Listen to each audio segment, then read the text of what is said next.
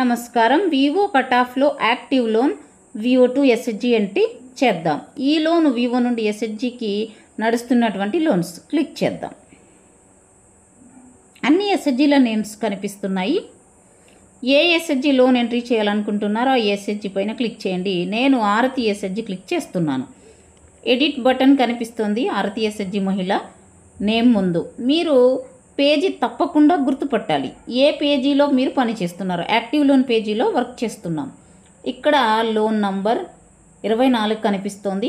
23 loans complete చేసాము. 24వ number ఇక్కడ వేస్తున్నాం.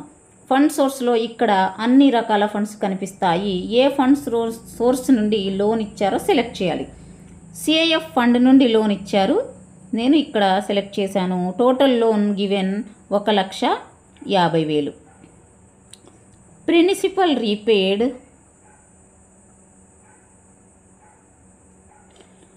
ఈ అమౌంట్ నుండి ఎంత కట్టారు? 40,000 రూపాయలు కట్టినారు.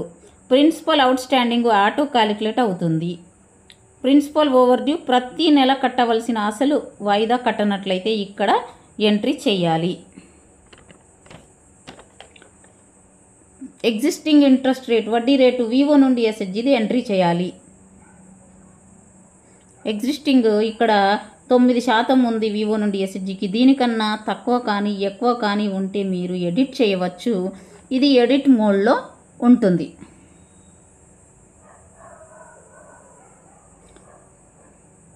ఇంట్రెస్ట్ పెయిడ్ ఈ లోను మీద వివోకి ఎంత ఇంట్రెస్ట్ పే చేసినారు వెయ్యాలి.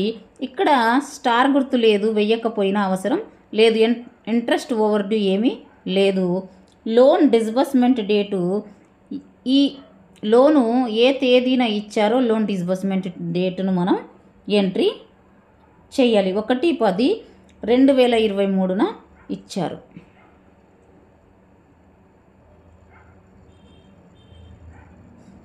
Mode of payment cash entry చేయడం వల్ల ఎలాంటి సమస్య రాదు. మనం కట్ ఆఫ్ ఎంట్రీ చేస్తున్నాం. మనకు అవుట్ స్టాండింగ్ కావాలి నెక్స్ట్ మంత్ నుండి రీపేమెంట్ రావటానికి. 1/10/2023న లోన్ ఇచ్చారు. 8 నెలల ముందు లోన్ ఇచ్చారు. ఏ మోడ్లో వెళ్ళింది అవసరం లేదు. క్యాష్ సెలెక్ట్ చేయవచ్చు.